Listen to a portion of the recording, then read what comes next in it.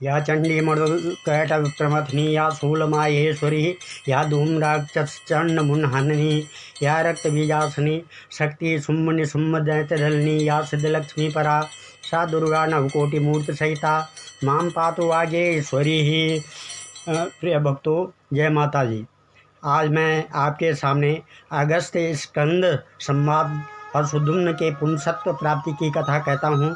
देवी की महिमा से संबंधित एक अन्य प्राचीन आख्यान सुनाते हुए सूर्य भूले तपोधन महर्षियों, एक बार महात्मा अगस्त्य ने कुमार कार्तिकेय स्कंद के पास जाकर उन्हें प्रणाम किया और उनसे शास्त्र चर्चा सुनी।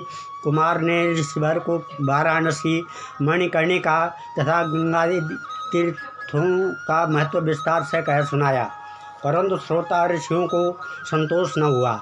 अगस्त्य जी ने कुमार से देवी भागवत पुराण की महिमा और उसके पारायण की विधि बताने का अनुरोध किया। स्कंद जी बोले, महात्मन, भगवती जगत जननी की महिमा का कोई अंत नहीं है।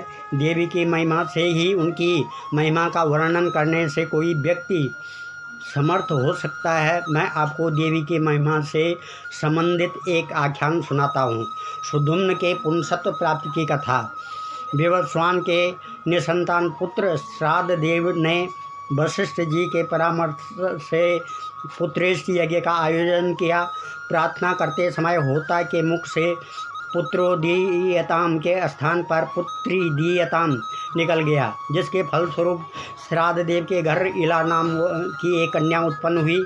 राजा ने वशिष्ठ जी के पास जाकर संकल्प के व्यतिक्रम का कारण तथा इला को किसी प्रकार से पुरुषत्व प्राप्त कराने का उपाय पूछा।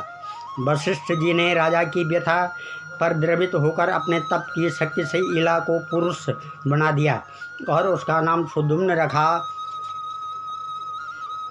युवा होने पर सुदुम्न एक दिन अश्वारूढ़ होकर अपने कुछ सैनिकों के साथ आखेट के लिए वन को गया, तो वहाँ एक वन से दूसरे वन में भटकता हुआ वह दुर्भाग्यवश उस वन प्रदेश में जा पहुँचा जिसे पार्वती के साथ निशंक रमण के लिए शिवजी ने सुरक्षित घोषित कर रखा था।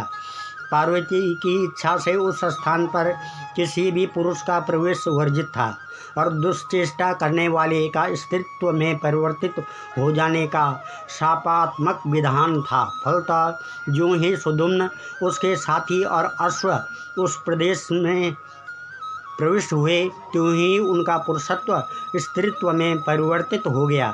स्त्रीत्व प्राप्त सुदुम्न घूमता भटकता हुआ एक बार महात्मा बुद्ध के आश्रम में पहुंचा, तो दोनों एक दूसरे के रूप यौवन पर मुग्ध हो उठे।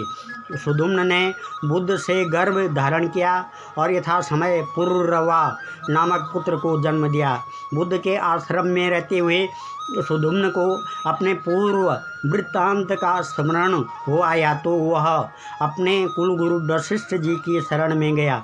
गुरु ने अपने यजमान पर कृपा करते हुए उसके पुंसत्व के लिए शंकर भगवान का स्तवन किया अथवा पूजा की। शंकर भगवान ने प्रसन्न होकर वशिष्ठ जी को बताया कि सुदुम्न एक महीने पुरुष और एक महीने स्त्री बनकर रहेगा।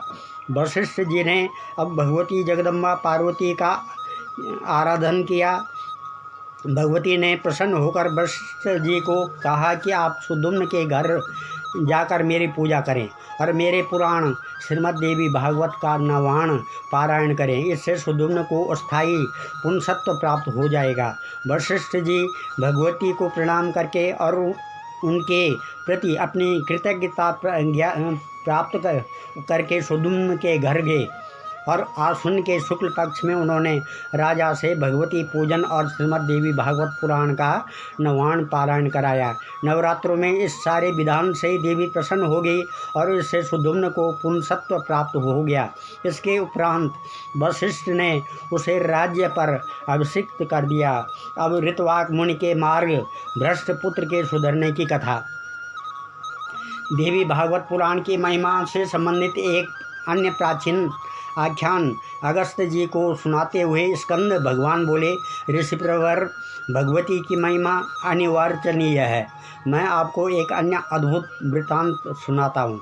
लोक विश्रुत ऋतवाक नाम वाली मनीषी महात्मा ने अपने घर उत्पन्न पुत्र के जात कर्म, चूड़ा कर्म तथा उपनयन आदि सभी संस्कार विधि पूर्वक संपन्न किए, परंतु फिर भी दुर्भाग्यवश ऋषि का पुत्र कुपुत्र निकला।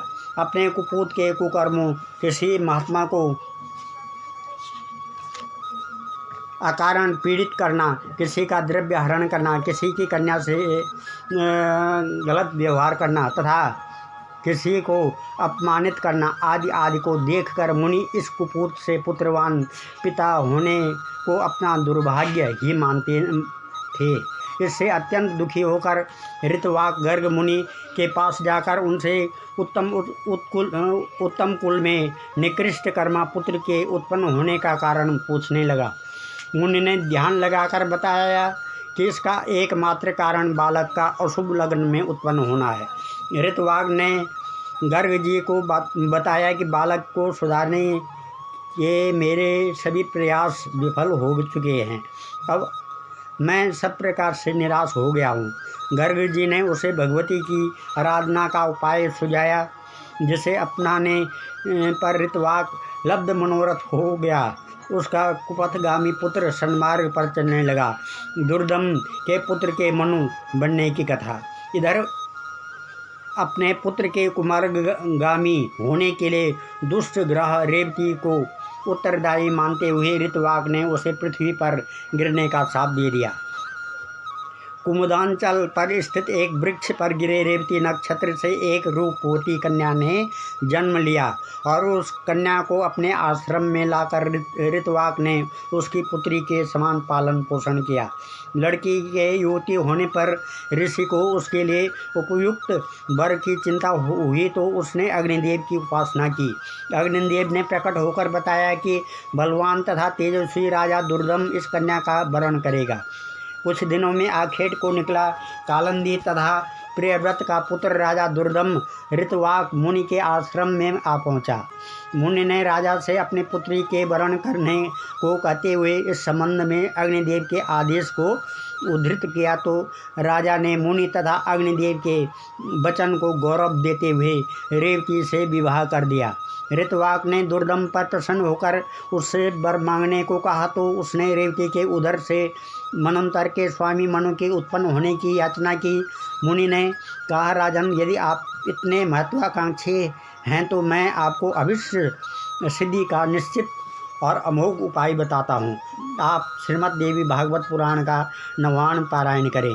राजा ने नगर में लौटकर अपनी पत्नी सहित लोमस मुनि से नवरात्रों में देवी भागवत पुराण की कथा श्रवण की। कथा समाप्ति के दिन राजा ने प्रसन्नता पूर्वक पुराण ग्रंथ और कथावाचक की पूजा की। कन्याओं को भोजन दक्षिणा से प्रसन्न किया। भगवती की कृपा से रानी गर्भवती हुई और यथा समय उसने एक सुंदर पुत्र को जन्म दिया। भगवती के आदेश से ब्रह्मा ने उस बालक के प्रौढ़ होने पर उसे रैवत मनु के रूप में मनंतर 5वें मनंतर का अधिपति बनाया। अगस्त्य जी मुनि स्कंद जी के मुख से श्रीमद् देवी भागवत पुराण के 9वां पारायण और देवी पूजन के महत्व को सुनकर कृत्य हो उठे हुए स्कंद जी को प्रणाम करके अपने आश्रम में लौट गए। जय माता जी।